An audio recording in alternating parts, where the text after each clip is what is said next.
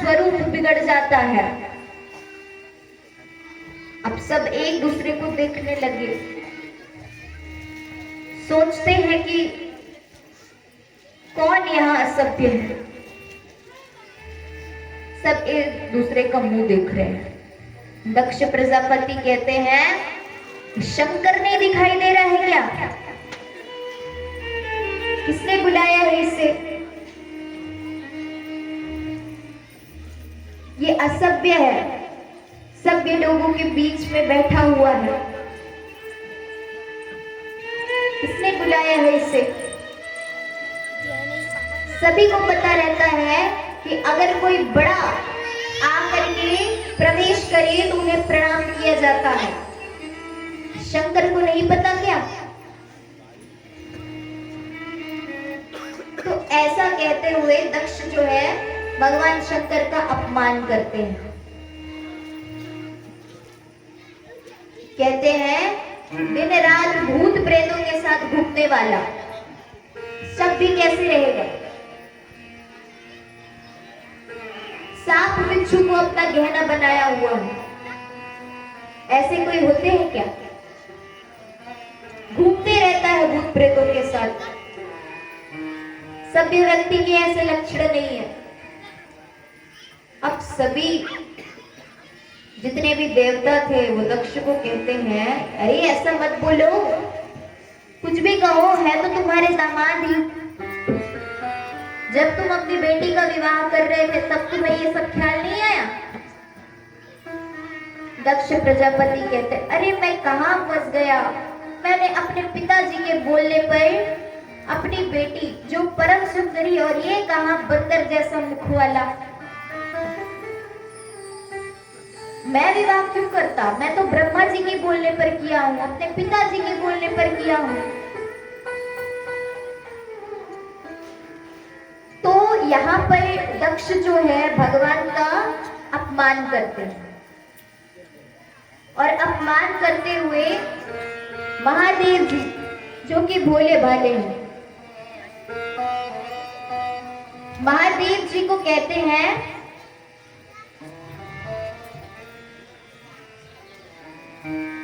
महादेव जी को कहते हैं पहला अमंगल स्थान में रहने वाला, दूसरा भूत प्रेतों के साथ घूमने वाला, भूत प्रेतों के साथ रहता है, तीसरा देवों के साथ बैठने योग्य नहीं है, सभ्य नहीं है। तो जो बड़े बड़े टीकाकार होते हैं, टीकाकार समझते हैं आप? टीकाकार उन्हें कहते हैं जो बड़े बड़े पुराण उपनिषद ये सबको वो अपनी भाषा में लिखते हैं, सरल भाषा में लिखते हैं जो हम समझ पाए। तो बड़े बड़े टीकाकार ये कहते हैं कि जो गुणी व्यक्ति होते हैं उनकी निंदा उनकी स्तुति बन जाती है। कहा कैसे? तो पहला क्या बोला दक्ष ने? अमंगल स्थान में रहने वाला। तो भगवान शिव जी का मंदिर अक्सर कहाँ होता है बताइए? महादेव जी तो वैसे कैलाश में रहते हैं, लेकिन सांसारिक रूप में अधिकतर वो कहाँ रहते हैं बताइए? बोलिए। तालाब के पास नहीं, शमशान घाट अधिकतर। शमशान घाट के पास जो भी रहती है तालाब है ना, उनके आसपास में भगवान शिव जी का मंदिर रहता है, अधिकतर आपने देखा होगा। तो शमशान घाट अमंगल स्थान कैसे हो गया? अमंगल स्थान किसको कहते हैं? जहां कोई जाता नहीं है, जहां कोई नहीं जाता। लेकिन शमशान घाट तो एक दिन सबको जाना है। किसने कहा कि शमशान घाट अमंगल है? एक न एक दिन तो शमशान घाट सभी को जाना है। भगवान ने दो काम किया, भगवान ने भेदभाव नहीं किया है कभी किसी के साथ। दो काम को हर किसी के साथ वैसा ही किए। क्या? पहला है माता के गर्भ से जन्म लेना, और दूसरा क्या है? शमशान घाट में मृत्यु होना। माता के गर्भ से जन्म लेना और मृत्यु होना, मृत्यु होने के पश्चात शमशान घाट जाना, ये दो कार्य हैं। भगवान ने कभी किसी के साथ भेदभाव नहीं किया। अब ऐसा थोड़ी ना है कि अमीर व्यक्ति के लिए शमशान घाट में सोने की लकड़ी आएगी, ऐसा तो नहीं होता, सबके लिए बराबर है। तो शमशान घाट क्या है? अमंगल स्थान नहीं है। दक्ष ने दूसरा कहा क्या?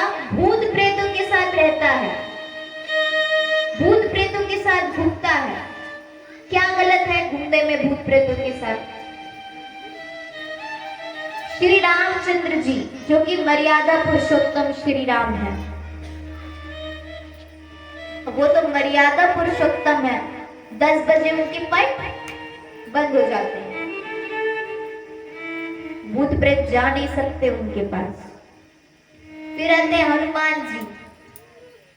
हनुमान जी के पास तो किसी की हिम्मत ही नहीं है जाने की भूत प्रेतों की, है क्या? नहीं है। चलो फिर भगवान श्री कृष्ण, तो वो भी ज्यादा से ज्यादा कुछ समय तक के पट का ज्यादा खुला है, 12 बजे उनका भी पट बंद हो जाता है। बचे कौन? महादेव जी। महादेव जी को हटाकर सोचे तो कौन बचे? हम मनुष्य। अगर हमारे पास भूत प्रेत आ जाए तो बड़ी दिक्कत हो सकती है। क्या गलत करते हैं महादेव जी? वो अपने पास ही भूत प्रेतों को रख लिए। चलो तुम्हारा कोई नहीं तो तुम्हारा मैं हूं ना, आओ तुम हमारे पास। इसलिए भगवान ने भूत प्रेतों को अपने साथ रखा। तीसरा उन्होंने क्या कहा? देवताओं के साथ बैठने योग्य नहीं है। नहीं है, बिल्कुल भी नहीं है, ये बात सत्य है। महादेव जी देवताओं के साथ बैठने योग्य नहीं है, क्योंकि वो देवता थोड़ी ना है, वो तो देवों के देव महादेव है, वो बैठने योग्य नहीं है देवताओं के साथ। तो ऐसा कह करके दक्ष जो है महादेव जी का अपमान करता है। अब जैसे ही दक्ष ने कहा कि ये कहा बंदर का मुख वाला, तब वहां पर जो महादेव जी के साथ जो नंदी थे वो क्रोधित हो गए। महादेव जी को कहते हैं, महादेव जी से कहते हैं कि महादेव जी आज्ञा दीजिए, आप कहो तो अभी इसका मैं मुंह बंद करा दूं। महादेव जी कहते हैं अरे बैठ, कुछ मत बोल। एक ना एक दिन सभी को सुनना पड़ता है, या तो ससुराल वाले की तरफ से या तो मायके वाले की तरफ से। लोग शादी समय सुनते हैं, मैं शादी के बाद सुन रहा हूँ, कौन सी बड़ी बात है, सुन लेता हूँ। आज्ञा नहीं मिला, नंदी बैठ गया।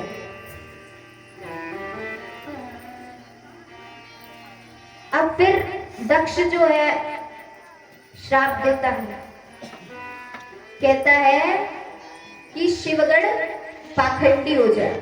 जैसे ही बोला, अब नंदी से रहा नहीं गया। नंदी कहता है अरे किसको पाखंडी कहता है तू, मैं भी तुझे श्राप देता हूं कि तेरे सर पर बकरे का सर लग जाए। श्राप दे दिया। अब यहाँ पर फिर भृगु मुनि उठते, कहते हैं अरे तू ससुर दामाद के बीच क्यों बोला। अब भृगु मुनि भी दाढ़ी घुमा रहे हैं। अब इधर से ये बोल रहे हैं, इधर से दक्ष के जितने भी हैं गण वो बोल रहे हैं, शिवगण बोल रहे हैं। महादेव जी देखते हैं अरे क्यों हो रहा है, मेरे वजह से हो रहा है, मैं अगर यहाँ रहूंगा तो ऐसा ही चलते रहेगा। इसीलिए शांताकारम शिखर शयनम, भगवान जो है कैलाश तरफ चले गए।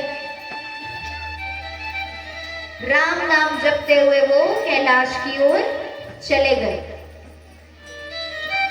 दक्ष ने भगवान को कहा था कि आज के बाद, महादेव जी को कहा था कि आज के बाद इसे किसी भी यज्ञ में भाग नहीं मिलेगा। जैसे ही महादेव जी चले गए, दक्ष ने अपने आप को अपमानित समझ करके जानबूझकर बदला लेने के लिए एक यज्ञ करवाया। वो यज्ञ में समस्त देवी देवताओं जितने भी थे, संत थे, सभी का भाग था, किंतु महादेव जी का नहीं था। सभी तरफ निमंत्रण भेजवाया गया यज्ञ का, लेकिन महादेव जी के पास और उनकी पुत्री सती के पास नहीं आया। उसके बाद महादेव जी और सती मैया बैठे हुए हैं। सती मैया देखती है कि बहुत सारे विमान उड़ कर जा रहे हैं, देवियां जा रही है। सती पूछती है कुछ देवियों से कि देवियों तुम कहाँ जा रही हो? देवियां बताते हैं, अरे तुझे नहीं पता तेरे पिता यज्ञ करवा रहे हैं, हम वहीं जा रहे हैं। सती मैया सोचती है कि अरे मेरे पिताजी यज्ञ करवा रहे हैं, मुझे बताया तक नहीं। जाकर के महादेव जी से कहते हैं कि चलिए प्रभु, हम जो है ना अपने पिताजी यज्ञ करवा रहे हैं, वहां चलते हैं। उनको ये अपमान के बारे में पता नहीं था। महादेव जी कहते नहीं जाना है, निमंत्रण नहीं आया है, बिल्कुल जरूरत नहीं है जाने का। माता सती कहती है कि अरे मैं तो उनकी बेटी हूं, मुझे निमंत्रण की थोड़ी ना जरूरत पड़ेगी। बिल्कुल चलेंगे, मैं तो जाऊंगी, कुछ भी कर लो आप, और आपको भी मेरे साथ जाना पड़ेगा। सती मैया क्या है ना, जिद्दी करने लगती है। अब जिद्दी करती है तो फिर अकेले जाने लगती है, फिर मुड़कर आती है, प्रभु कहीं गुस्सा मत हो जाए मेरे से। फिर जाती है, फिर मुड़कर आती है। महादेव जी सोचते हैं चल इतना जिद्दी कर रही है, पंगा नहीं लेना चाहिए।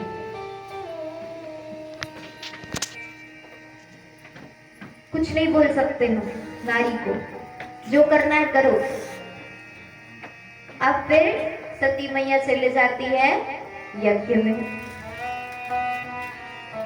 यज्ञ में जाती है तो वो देखती है कि वहां सब देवताओं के लिए स्थान है, सब देवताओं का भाग है, किंतु उनके पति महादेव जी का भाग नहीं है।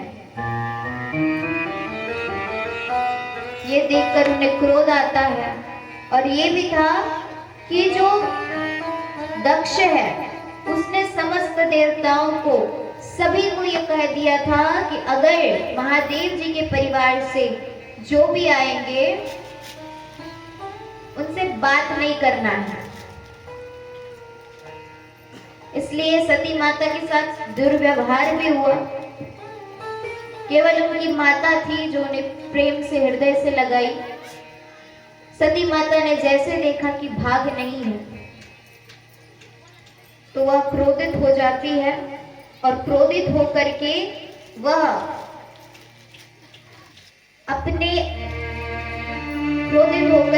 दक्ष को कहती है कि मुझे शर्म आती है तुम्हें पिता कहते हुए। जिसने मेरे देवाधिदेव महादेव का अपमान किया है, मैं उसे कभी माफ नहीं करूंगी, और मैं आपकी वंश हूं, इसलिए मेरे ये शरीर का कोई भी मतलब नहीं है। तब वहां पर ये भी कहती है कि शिव जी के मैं लायक नहीं हूं, और इसीलिए मैं इस यज्ञ में स्वयं को होम करती हूँ। और यह कहते हुए सती ने योग अग्नि प्रकट की और उनके अंगूठे से योग अग्नि बिलक करके सती जी के शरीर को भस्म कर दिया। जितने भी शिवगण थे क्रोधित होकर के समस्त यज्ञ विश्वंस का नाश करते हैं और दक्ष का सिर काट करके यज्ञ कुंड में डाल देते हैं, और ओम नमो नारायण, ओम नमः शिवाय ऐसे करके वो उनका सिर को यज्ञ कुंड में डाल देते हैं। यहाँ पर जितने भी भृगु थी, जो भृगु दाढ़ी को पकड़ करके बोल रहा था, उसकी दाढ़ी ही उखाड़ दी गई। पूषा के दांत तोड़ दिए और फिर ये लीला जाकर नारद जी शिव जी को बताते हैं, ऐसा ऐसा हो गया। शिव जी भी क्रोधित हो जाते हैं, क्योंकि दक्ष के वजह से आज सती ने अपने प्राण त्यागे।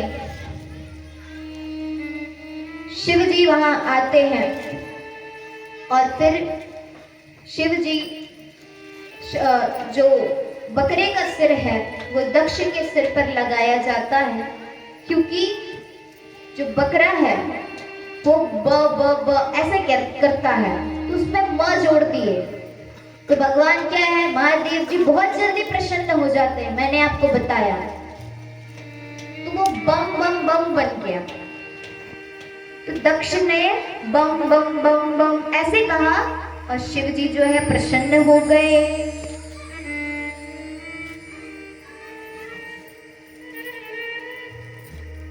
शिव जी प्रसन्न हो गए। आइए एक शिव जी का भजन करते हैं। जिस प्रकार हमें पता है कि भगवान शिव बहुत जल्दी प्रसन्न हो जाते हैं, उनको हम बारंबार प्रणाम करते हैं। सभी मेरे साथ मिलकर गाएंगे। उससे पहले आप सभी को एक बार बोलना पड़ेगा और जोर से। चलिए। कैलाश के निवासी नमो बार बार हूँ, बोलिए।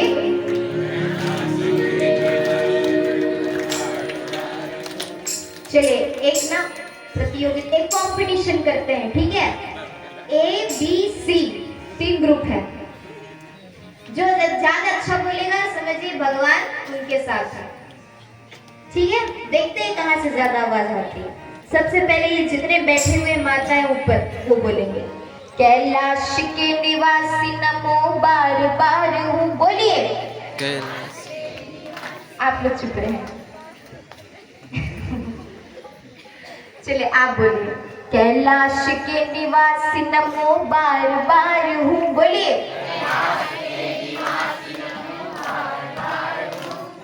क्या जितने भैया हैं वो बोलेंगे, बोलिए। ये टीम जीत गई। चलिए सभी गाएंगे, कैलाश के निवासी नमो बार बार हूँ,